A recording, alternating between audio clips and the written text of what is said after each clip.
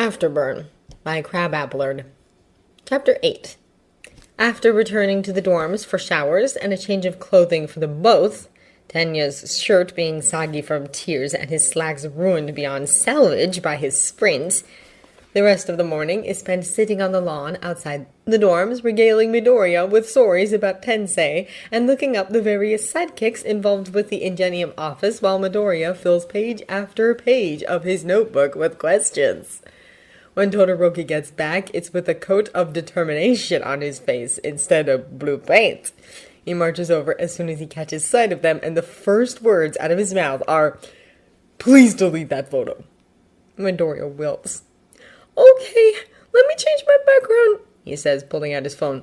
"Oh, wait." Todoroki's hand reaches out to grab hold of this unexpected twist. "You put it as your phone wallpaper." "It seems even All Might was no match for your flustered expression," says Tenya, unable to resist, teasing just a little. Todoroki's answering glare is more of a sullen pout, and even that melts away like spring snow under the warm light of Izuku's sheepish smile, the soft dusting of pink across his cheeks, his mumbled, "You were really cute." Todoroki closes his eyes in resignation. He sighs. "If you like it that much, then I guess there's no helping it." "Are you sure? I don't want to keep it if it really embarrasses you." As if Todoroki would ever crush the budding hope in those wide green eyes. "It's fine. By now I'm sure Ashido's sent it to others in the class, so I might as well get used to seeing it." Midoriya's delighted grin is sparkling fireworks and sweet candy, summer treats to go with his sunshine soul, and Todoroki sucks in a breath, ducks it close, and presses his lips to Midoriya's in a quick kiss. "Shovel! Licensing fee for using a hero's likeness," he murmurs and kisses Midoriya again. When they head for their afternoon lecture hall, a half hour later, Midoriya is still flushed and glowing, pulling out his phone just to trace the rectangular shape of it, smiling to himself, casting bashful looks at Todoroki and Tenya both. "He's almost puppyish," Tenya muses as he watches Midoriya chatter excitedly at Todoroki about plans for the visit to Ingenium's office. Is it because of the chemical castration? Will Midoriya develop more overtly sexually once his body adjusts? Will he become more confident? More assertive? Assertive Midoriya puts an entirely new spin on old fantasies. Midoriya leaning into Tenya's space, his hands pressed to Tenya's chest in hot splay of crooked fingers across the muscles of Tenya's pecs. Not quite grip, but tease, as Midoriya pins Tenya with a direct green stare, smiles that wobbly little grin he gets in the heat of a fight, and says, "Ida, could you teach me something?" The future is full of exciting possibilities. They've made it to the outdoor auditorium, and together they settle on the front row seats of the bleachers, taking their places beside Yaoyorozu, unsurprising, Jiro, eyebrow-raising, and Kaminari, a minor miracle. Being able to go to class in casual clothing feels indulgent. Being able to sit outside under warm sun and in fresh air, enjoying the press of Midoriya snuggled up against Tenya's side, feels positively decadent. But a single sour note throws off the entire experience. Other students have begun to arrive, and among them is Mineta. "Kaminari? What are you doing here with the hottest pair of tits on campus? Wait, is this the percolated bitch to a washboard like Jiro? The hot friends?" Jiro sucks in a sharp breath and glares at Kaminari, who laughs nervously and drops his gaze, mumbles, "Actually, "Playing bitch, huh?" Jiro snarls. "Fine then. The pair of you can sit in the doghouse together. Come on, Momo, there's still space up top." "No!" moans Mineta. "My best boy is abandoning me in a sausage sea!" It's true. The bench seats all around their area have been filled by nothing but male classmates, the girls having opted to stay as far from Mineta as possible. Tenya frowns and says, "Serves you right for being so vulgar. Now stop whining and take your seat. The lecture will begin soon." "You poor little boy, what would you know about getting with the ladies?" Mineta grumbles. He takes his seat beside Tenya with ill grace, swearing under his breath, until suddenly his eyes widen then narrow, and he glances sidelong at Tenya, an ugly little smile unfurling on his mouth. He scoots closer on the bench, leans in, whispers, Or are you gonna ask Midoriya to get a sex change? Your family is rich, right? And Todoroki's too. But you could afford to pay those elite sex change quirk users. Bet Midoriya would make a hot chick. he says in a low, rasping voice, his hands coming up to outline a feminine silhouette. Thick thighs and that fat ass. He'd probably have big tits as a girl, and with a sex change, he'd be sure to have a virgin stipple. Mineta's voice dies an abrupt and squeaky end. Please be quiet before I am forced to take disciplinary action. Tenya says, and while his words imply reports to the teachers, his tone of voice and bared teeth, his clenching hands, and aggressive lean into Mineta's space carry his true message of bloody carnage. Okay. Mineta agrees. Don't get so worked up over a joke. Sheesh. And lower. Getting laid and still so uptight. Tenya takes a deep breath, reminds himself firmly that he is here to learn, not commit homicide, and turns his attention to the hero monkey business as she takes center stage. Since she's homeroom teacher for the B-class third years, and usually doesn't interact with Tenya's class, now is a rare opportunity to get her perspective on things. Midoriya immediately starts muttering about her quirk, her crime-fighting career, her known affiliations. Tenya lets it wash past him unconcerned. Midoriya has reacted this way to every one of their teachers, and it's never stopped him from being able to concentrate on the lesson. Monkey Business's voice is clear and sweet as she begins. Welcome to the end of your week of night patrols! Did you have fun? She cups a hand to her ear, laughs when all she gets is a wave of groans from her audience. Her quirk, solid projection of psychic energy in the shape of a white monkey, mutters Midoriya, dances and plays and claps its hands before scampering up her yellow jumpsuit to sit enthroned on her braided crown blonde hair.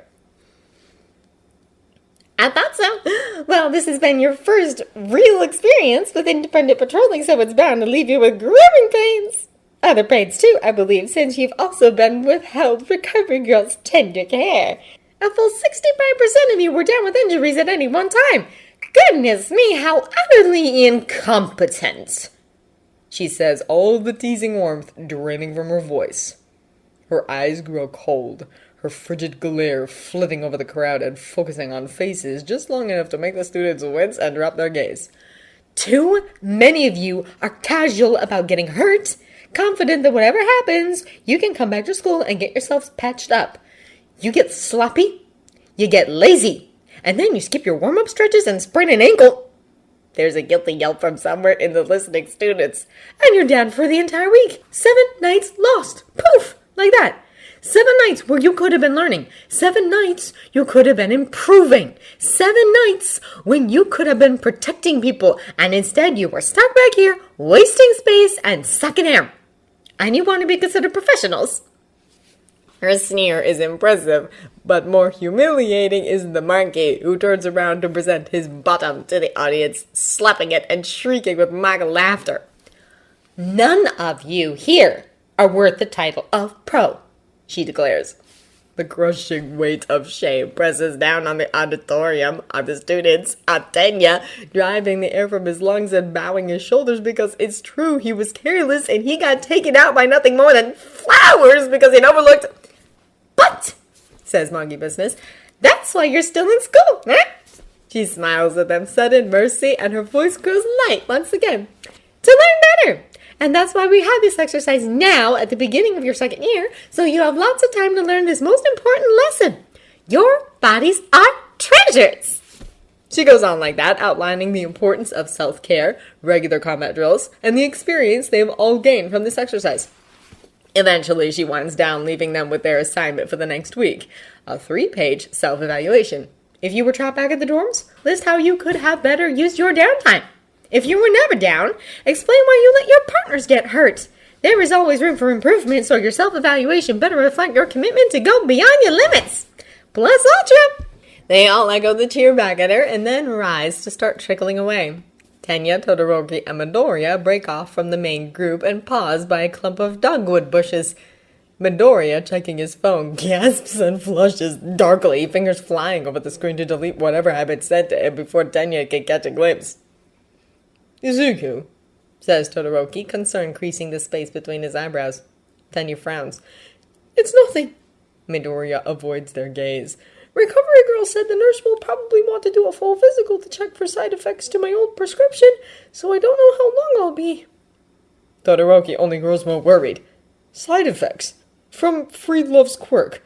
From our bot? No! Midoriya interrupts. No, shut up, it's nothing you did. It's something I did.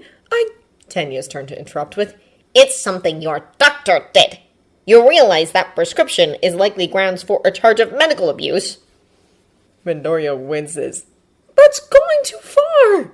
Sudden frost crackles across the grass like winter lightning, the air growing gold and heavy with the scent of snow.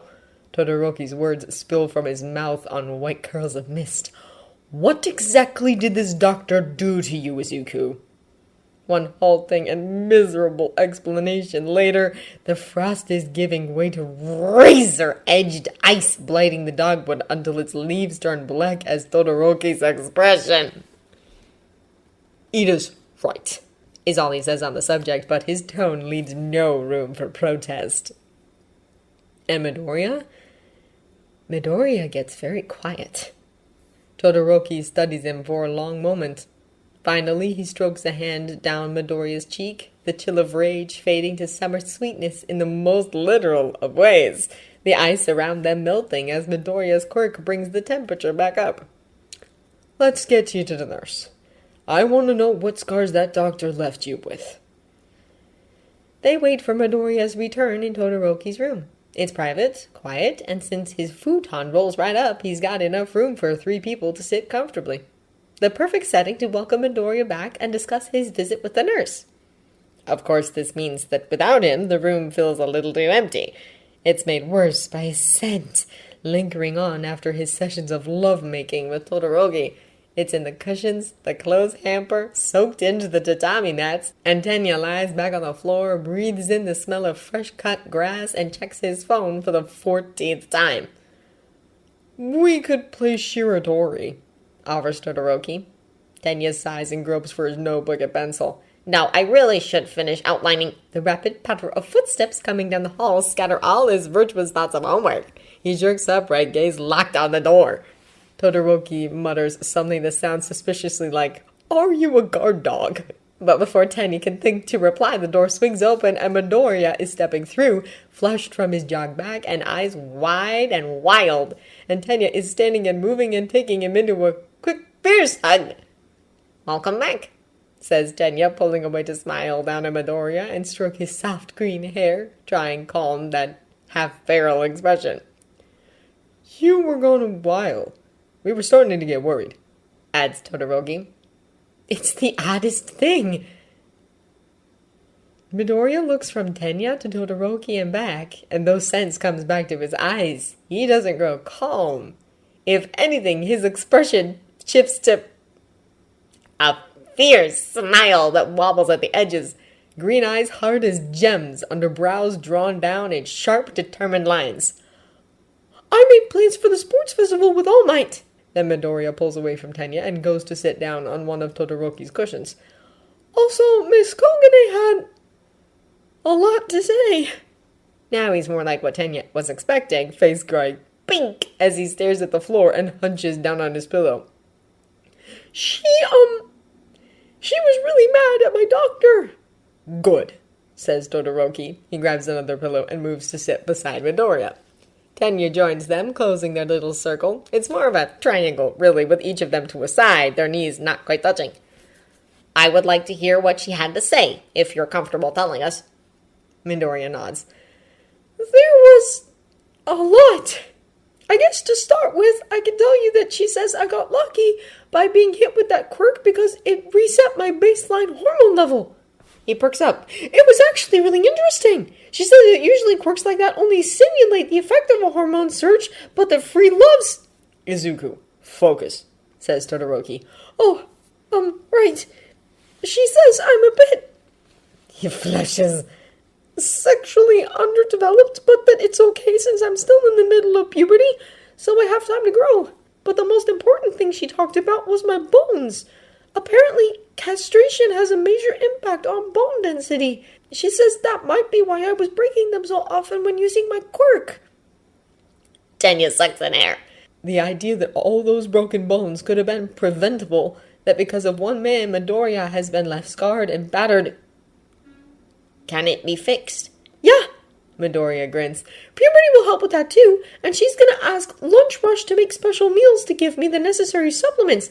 That plus the physical training I already do should bring me up to normal levels. It'll take a while, but it's definitely doable. He cocks his head to the side, his voice growing softer. She wants me to see her regularly, not just for checkups, but for therapy and education. She says it's dangerous for a hero to be ignorant about this sort of stuff. I like her, Todoroki declares. Tenya adds his own vote with a decisive nod. Will you be taking her up on her offer? Yeah. Then Midoriya smiles at Tenya. She said to tell you that what you did this morning was wonderful. A true hero, in her opinion. I think she's right. Warmth floods Tenya's chest, spills up the back of his neck, and washes across his cheeks in a hot blush. And she also mentioned I might want to get a privacy collar to hide my double bite. Tokoyami mentioned it as well, says Tenya, gratefully accepting the change of subject. Todoroki raises his eyebrows, gives Tenya a faint, knowing smile, but all he says is, a privacy collar does sound like a good idea. What did you have in mind, Izuku? I don't know. I never thought about it. His gaze takes on that familiar vagueness as words start tumbling from his lips. Something comfortable, since I'll be wearing it all the time, but it also has to be breathable, since I'm so active. That leaves out leather, which is too bad, because you can't beat it for durability. He pulls out his phone and starts tapping in a search. Tenya and Todoroki crowd close, peering over his shoulder. Try searching under sport collars or activewear, Tenya suggests, remembering the gossip between the members of various sports clubs in his middle school. What about that link? Padded lightweight nylon mesh, reads Todoroki. A few taps has the website loading up, a tiled display of photographs depicting collars in a rainbow of colors and styles, each with a caption like mountain trail, bamboo forest, nautical dream, cactus flats. Midoriya tugs at his lower lip. I'm not sure, this looks a little pricey. Oh, they have an element-themed collection. I wonder... He taps the screen and moments later is grinning. They have one for fire! Water, metal, earth... Yes! Ice! But they don't have both combined, so I can't wear a Shoto collar. Though, Ida, if you wore one too, we could be either side of his quirk. Todoroki squeaks. There's no other word for it, and then he immediately clears his throat and does his best to school his expression back into stoic indifference. His pinked cheeks and the smoldering ends of his hair give him away. At first, it's just to tease Todoroki that Tenya pretends to consider the collar Izuku is showing him a sleek, minimalist affair of white nylon mesh and silver fastenings, with a wide band of fabric around the outside embroidered with a subtle pattern of frost. But the more he looks at it, and at Todoroki's flushed face, the more he considers matching with Midoriya. 2 years until Todoroki can claim Tenya. I do like the ice one, and fire would match your red shoes, he tells Midoriya. Midoriya hums thoughtfully. You can get little charms for them too. A snowflake, a water drop, a leaf. Ah, there's the flame. How much are these? That turns out to be the catch. Designer sports collars aren't cheap. The little charms are pure silver and gold. Midoriya takes one look at the prices and goes pale, and Tenya winces. He's got a generous allowance, but even he would be pressed to buy something like this so casually. It's too bad, I really liked these, sighs Midoriya. Well, maybe I could find... I'll buy them, blurts Todoroki. What? You can't! Shoto, these are super expensive. You can't waste money on something like this. It's not wasting money if it's for you, Anita. Anyways, it's my father's money, so why not spend it? Funding a gift for you two will be the best thing he's ever done. Tenya frowns. What if he finds out? My account is managed by my sister Fuyumi. He'll never know. To Izuku, text me the site address. It'll be easier to do the purchase on my own phone. But Midoriya is still looking uneasy. Let me check Amazon. I can probably find something just as nice, priced cheaper, and you can buy that. Todoroki glances at Midoriya's phone again, then back at his own, and says, "Found them. And now it's too late for you to complain because I brought them." Shoro! Now it's like I'm some kind of... Midoriya buries his face in his palms. Some kind of gold digger! Taking advantage of you being so rich! No. That's only if you divorce me and take all my money. And you can't do that since Ida is making me get prenups. That's not why, sputters Tenya. Midoriya has nothing to do with that, and you know it. Todoroki steamrolls right over Tenya's protests. The better term would be... Let me check. Sugar daddy, he says with definite satisfaction, reading off his search results. A rich older person who gives gifts to a younger one in return for companionship and sexual favors. I'm definitely rich and I'm older than you, so it's perfect. By 6 months! Shoro! Todoroki is just as deaf to Midoriya's protests. Even worse, he looks Tenya dead in the eye and says, "You can owe me the sexual favors."